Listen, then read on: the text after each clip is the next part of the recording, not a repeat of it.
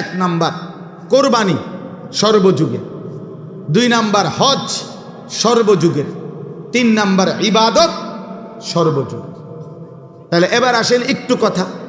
কোরবানি আল্লাহ তাআলা আদম আলাইহিস সালাম থেকে নিয়ে এই পর্যন্ত এবং এখন থেকে নিয়ে কিয়ামত পর্যন্তের জন্য আল্লাহ তাআলা কোরবানি চালু করেছেন। হযরত আদম আলাইহিস সালামের 2 ছেলে হাবিল এবং কাবিল, এই 2 ছেলে বিবাহ নিয়ে ঝগড়া লাগছিল নিজেদের মধ্যে।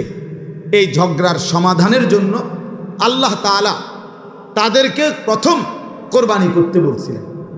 সেই থেকে কোরবানি শুরু, আজও চলছে, কিয়ামত পর্যন্ত চলবে। সুবহান। সর্বযুগে, কথা খেয়াল করেন, আমি কমাইয়া কইতেছি, সর্বযুগে 1 নাম্বার মনে রাখতে হবে, কোরবানি সর্বযুগেই কবুল হবে তার নিজের মধ্যে তাকওয়া থাকবে যার। ইন্নামা ইয়াতাকাব্বালুল্লাহু মিনাল মুত্তাকিন। কোরআনে আছে হাবিল কাবিল 2 ভাই কোরবানি দেওয়ার পরে কাবিলের কোরবানি কবুল হয় নাই, কিন্তু হাবিলের কোরবানি কি হয়েছে? কবুল হয়েছে। তখন কাবিল বলছে লা আকতুলান্নাকা, আমি তোর মাইরা ফেলব, আমি তোকে মেরেই ফেলব। এই তখন হাবিল বলছে ভাই আমারে মাইরা লাভ নাই, বরং ইন্নামা ইয়াতাকাব্বালুল্লাহু মিনাল মুত্তাকিন। মনে রাখবা সর্বযুগে কোরবানি কবুল হবে তার তাকওয়া থাকবে যা। ওয়ালিকুল্লি উম্মাতিন জাআলনা মানসাকান।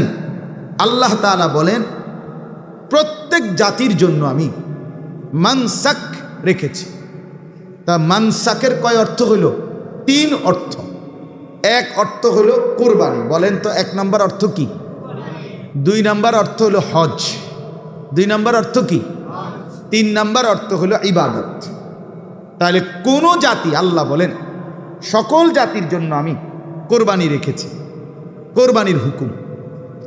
2 নাম্বার হলো সকল জাতির জন্য আমি হজ্জের বিধান রেখেছি। 3 নম্বর হলো সকল জাতির জন্য আমি ইবাদত রেখেছি। এটা বলতে গিয়ে বললাম আরে যে ইবাদত বিহীন মানুষ হয় না, মানুষ ইবাদত ছাড়া থাকতে পারে না, থাকতে পারে। এটা একটা আরেকটার সাথে অঙ্গাঙ্গিভাবে জড়িত। তো আল্লাহ তাআলা বলেন, এবার আসেন একটা কথা, আল্লাহ তাআলা বলেন এই যে 3টা অর্থ কোরবানি সকলের জন্য সর্বযুগে কেন আমি চালু করলাম, হজ সর্বযুগে কেন আমি বিধান দিলাম, কিছু না কিছু ইবাদত সর্বজাতির জন্য কেন আমি দিলাম, আল্লাহ বলেন লিয়াযকুরুসমাল্লাহ। এই সবটা দিয়ে যেন আমার স্মরণ, আমি আল্লাহর জিকির, আমার নাম বান্দা যেন উচ্চারণ করে। কোরবানিতে সে আমার নাম উচ্চারণ করবে, হজ্জে সে আমার নামই উচ্চারণ করবে। যে কোনো ইবাদত, নামাজ বলেন, রোজা বলেন, দান, সাদাকা, জিকির, তেলাওয়াত, তাসবিহ, তাহাজ্জুদ, আওয়াবিন, ইশরাক, চাষ, সব কিছুতে বান্দা ইবাদত মানেই আমার স্মরণ। ইবাদত মানে কার স্মরণ বলেন না? আল্লাহর স্মরণ। হজ মানে কার স্মরণ? কোরবানি মানে কার স্মরণ? আল্লাহর স্মরণ। এই হলো হিসাব। আল্লাহ তাআলা বলেন লিয়াযকুরুসমাল্লাহ, বান্দা যেন আমার নাম উচ্চারণ করে। আল্লাহর চাওয়া, আল্লাহ তাআলা আমাদেরকে বানাইছেন বাপ। ছেলেরা তোমরাও শোনো ভাই, জীবনটা বরবাদ করে দিও না, এভাবে হেলে ফেলে নষ্ট করে দিও না। এখনো তো কয়েকজন ছেলে আইসা বসলা, কিন্তু মাগরিবের নামাজ তো পড়ো না। আমি তো বুঝি ভাইয়া, চেহারা দেখলেই তো তোমার মতো অপদার্থ রে চিনা যায় রে ভাইয়া। বেনামাজি তো জানোয়ারের মতো চেহারা, এটা বুঝাই যায়। বেনামাজি যে বেশরম, বেহায়া, নির্লজ্জ, এটা বুঝাই যায়। চেহারা দেখলেই বোঝা যায় ভাইয়া। নামাজ যে পড়ো নাই, তো এটা বয়ান শুনে কি ফায়দা হবে, কি লাভ হবে, কি ফায়দাটা হবে? মাগরিবের নামাজ ওয়াক্ত তো চলে যাচ্ছে,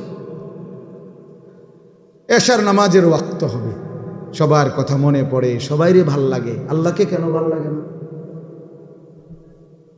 সবার কম বেশি মানুষে আবদার রক্ষা করে, তা আল্লাহ তাআলার আবদারটুকু কেন রক্ষা করে না? কেন? এই এখানে যারা নামাজ পড়ো নাই, ছোট বাচ্চা বাদ দিলাম, 12, 13, 14, 15 বছরের থেকে শুরু করে আপনারা যারা ছেলেরা, তোমরা বলো ভাইয়া কেন নামাজ পড়লা না? আল্লাহ আমাদেরকে মাফ করে দেন। আরে বন্ধু, এটা বোঝা উচিত যে নামাজ পড়ে না সে প্রচণ্ড ঘৃণিত আল্লাহর কাছে। বেনামাজি আল্লাহর কাছে সাংঘাতিক ঘৃণিত, তারে কুত্তা পর্যন্ত পছন্দ করে। বেনামাজিকে কুত্তাও পছন্দ করে, কুত্তাও থুতু মারে, শুকরও দেখলে থুতু মারে।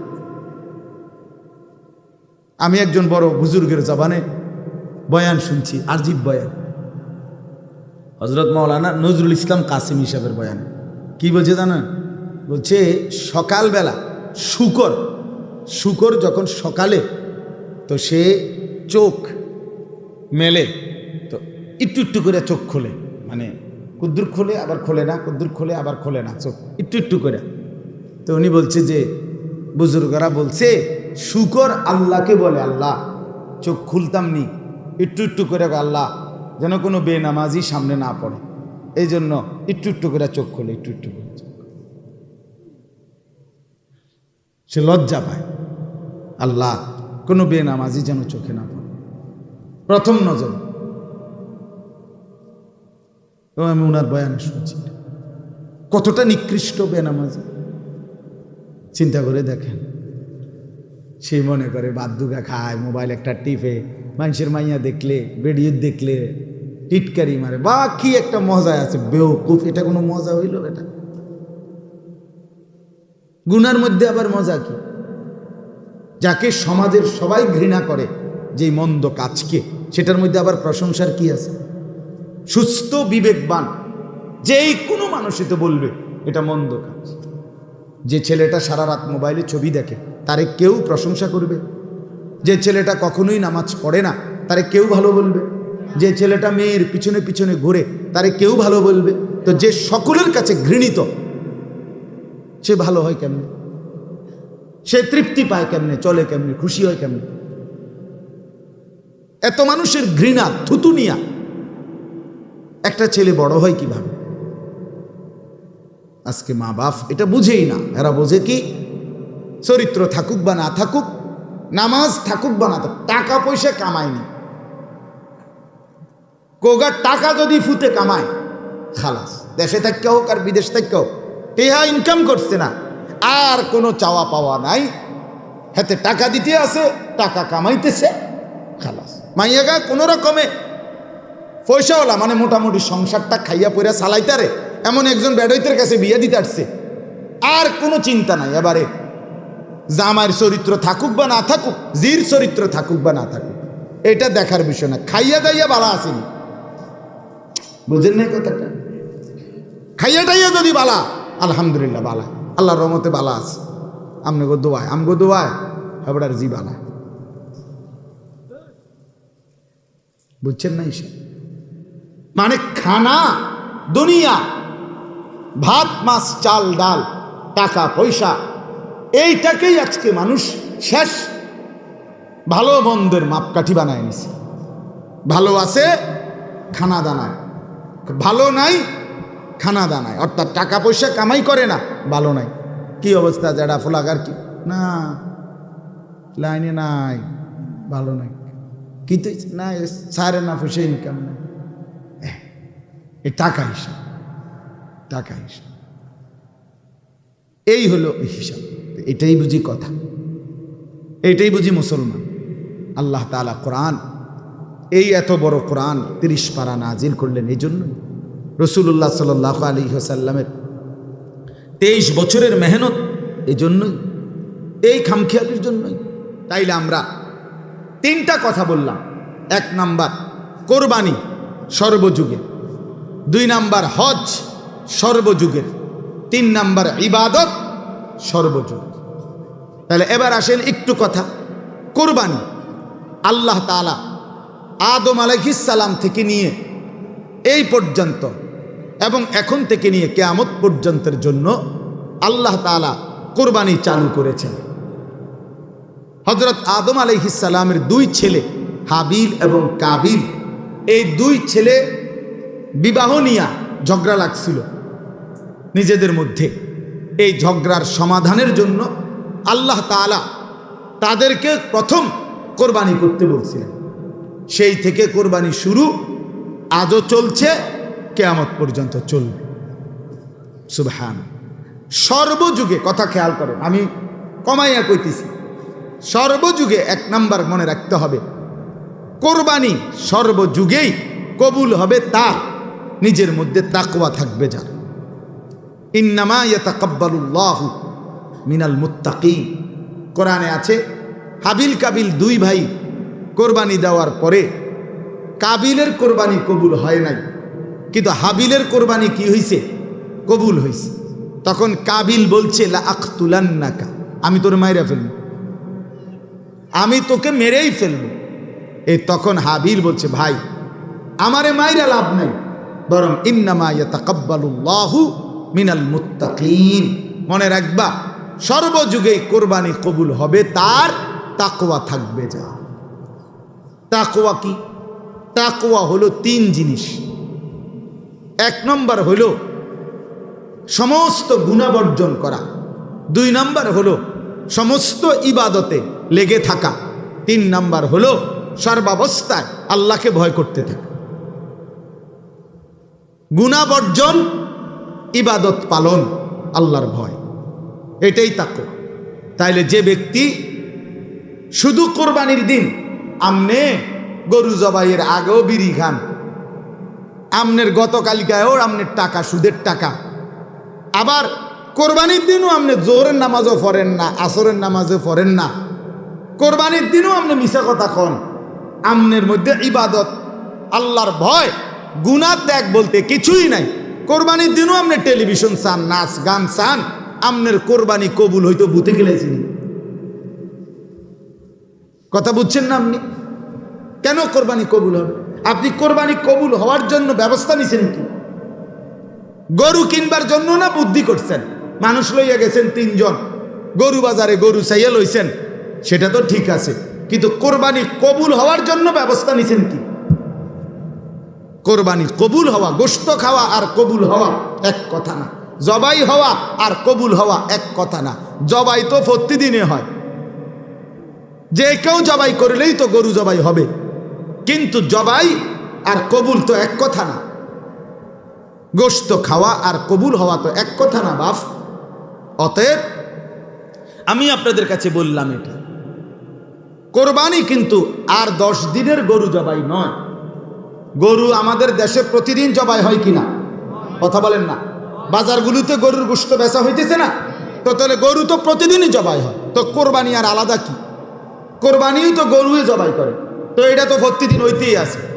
তাহলে বোঝা গেল কোরবানি শুধু গরু জবাই নয়, আলাদা কিছু, আলাদা কিছু কি না, সেটা ইবাদত, আর সেটা কবুল হবে তার তাকওয়া থাকবে।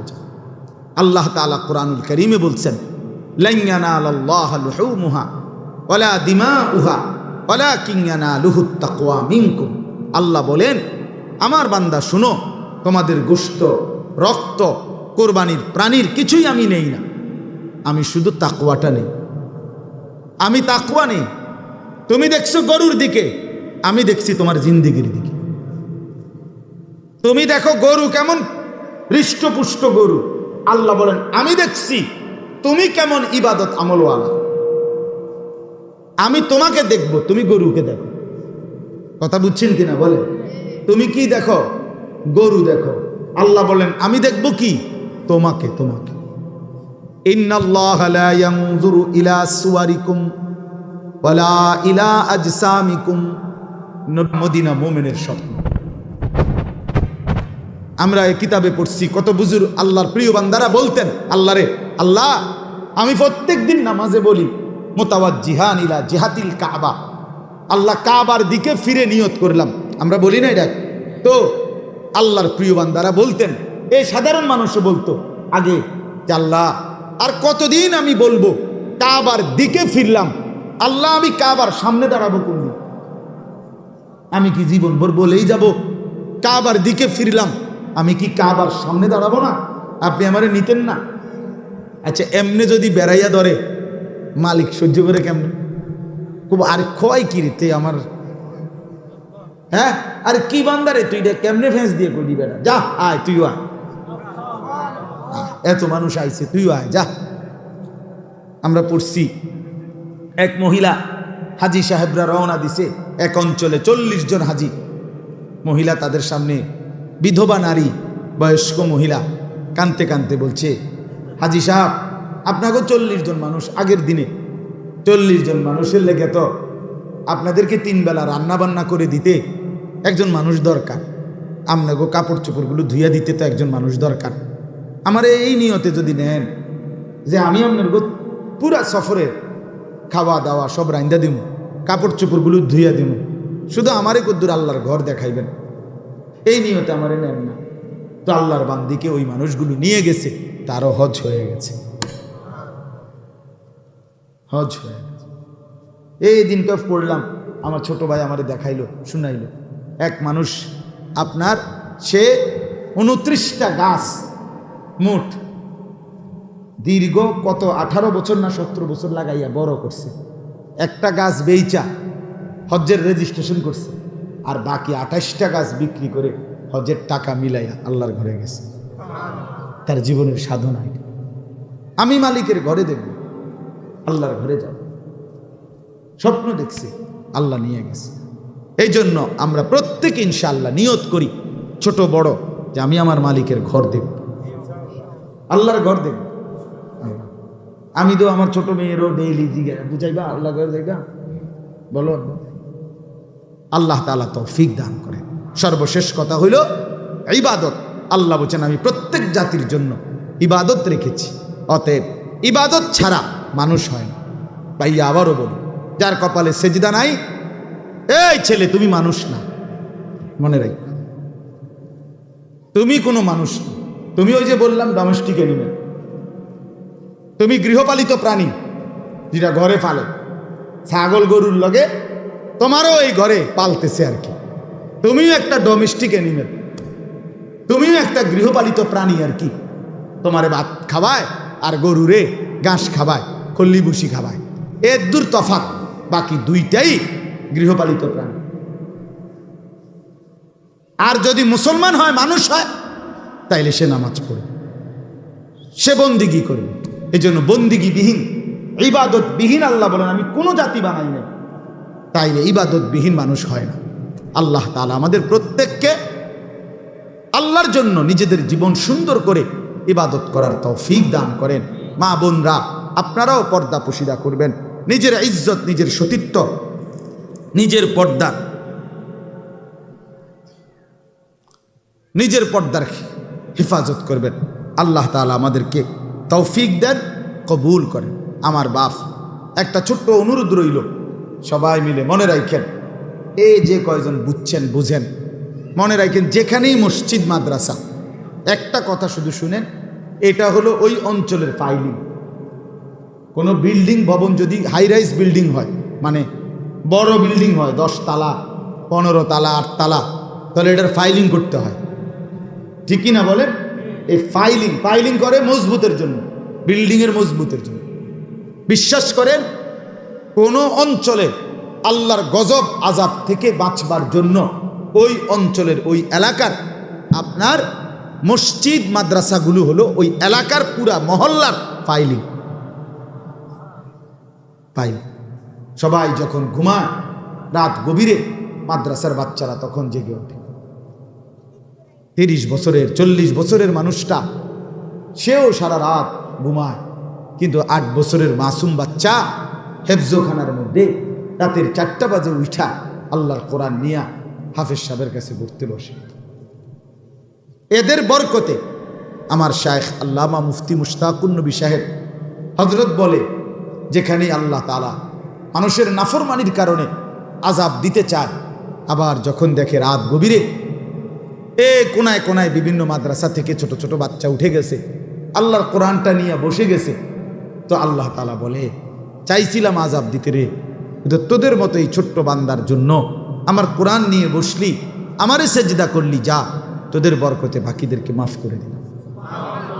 আযাব তুলে নেওয়া, বিশ্বাস করে আযাব তুলে। এই জন্য মাদ্রাসাকে ভালোবাসা আপনাদের জন্য উচিত। প্রত্যেকের কাজ, যেখানেই মাদ্রাসা, যেখানেই মসজিদ, আপনি সহযোগিতা করুন, অল্প হোক। আপনার নাম যেন এই মাদ্রাসার দাতা, দানশীল উঠে যায়। 20 টাকা হোক, 20,000 টাকা হোক, 100টা টাকা হোক। ফেনী রশিদিয়ার হজরত, ফেনী জামিয়া রশিদিয়া মাদ্রাসায়, বাংলাদেশের একটা বিখ্যাত মাদ্রাসা, কওমি মাদ্রাসা, 7,500 ছাত্র এই বছর ভর্তি হয়েছে। প্রায় 250-র মতো উস্তাদ, আলহামদুলিল্লাহ। প্রায় 15 একর জায়গা মাদ্রাসা, মানে 1500 শতক, 1 একরে 100 শতক। এত বড় জায়গা, এত বড় মাদ্রাসা। হজরতের ওই মাদ্রাসার আজীবন উন্নয়ন সদস্য আছে, মানে যারা মাদ্রাসার সদস্য। তো কেউ মাসিক টাকা দেয়, কেউ 3 মাসে দেয়, কেউ 6 মাসে দেয়, কেউ বাৎসরিক দেয়। আমি নিজে কিছুদিন আগেও গেছি, নিজে ফাইলে দেখছি, আলাদা অফিস আছে, রুম আছে। 20 টাকা মাসে দেয়, উনিও সদস্য আজীবনের জন্য। 20,000 টাকাও দেয় বছরে, উনিও সদস্য। প্রতি মাসে 20 টাকা দিলে 12 দুগুণে 24, 240 টাকা। কিন্তু ওনারা প্রতি বছর সসম্মানে উন্নয়ন সদস্য সম্মেলন কইরা মেহমানদারি করে, আপ্যায়ন করে, হাদিয়া দেয় ওই 20 টাকার সদস্য। হজরতের কথা হইল 20 টাকা তো লেগে থাকুক। কিসের সাথে? মাদ্রাসার সাথে। আপনার নাম উঠে গেল, আপনার নাম কেউ স্মরণ করলো না, গ্রামের মানুষে মনে রাখলো না, গ্রামের মানুষই মনে করার দরকার না। আরশের গায়ে লেখা আছে, আরশের গায়ে কি আছে লেখা। এই জন্য প্রত্যেকে অনুরোধ রইল আমার, এটা আপনাদের মাদ্রাসা, যেখানেই মাদ্রাসা মসজিদ আপনি কিছু দিয়ে জুড়বেন। আপনাদের কাছে অনুরোধ, এই মাদ্রাসাওয়ালারাও আপনাদের কাছে দোয়া চাইছে, এবং আপনারা এই মাদ্রাসারও যথেষ্ট পরিমাণ ঋণ আছে, করজ আছে। আপনারা প্রত্যেকে আপনাদের সাধ্য মতো, ছেলেরা তোমরাও দিও, 10 টাকাই দিও। এই যুবক, কিশোর, তরুণ ছেলে, নওজোয়ান, তাদের মধ্যে দান করার মানসিকতা নাই, কিন্তু অসৎ বন্ধুরে খাওয়াইবার মানসিকতা আছে। চরিত্রহীন বন্ধু, যে কথায় কথা গালি ছাড়া এই অসভ্যর মুখ দিয়া কোনোদিন ভালো কথা হয় না। তুই তারে যে মোগলাই খাওয়াইলি, কারে খাওয়াইলি? তো অমানুষরে খাওয়াইলি, তো অমানুষকে খাওয়াইলি বেটা। তুই তো একটা পাপীকে খাওয়াইলি মহব্বত করলি। এই জন্য আমি এটা সবসময় দেখছি, কিশোর, তরুণ, যুবক, এরা সমবয়সী অসৎ বন্ধু, তার পিছনে হাজার হাজার টাকা নষ্ট করে, কিন্তু আল্লাহর ঘর, মসজিদ, মাদ্রাসায় 20টা টাকাও তার পকেট থেকে বাইরে। এটা উচিত না রে বাপ। মসজিদে দান করবা, শুক্রবার দিন জুমার নামাজের জন্য গেলে 5 টাকাই দিও, অসুবিধা কি? 10 টাকাই দাও তুমি। তোমার ভিতরে দান করার মানসিকতা হইল, দান করার অভ্যাস হইল, এবং নেক কাজে এই মাদ্রাসাতেও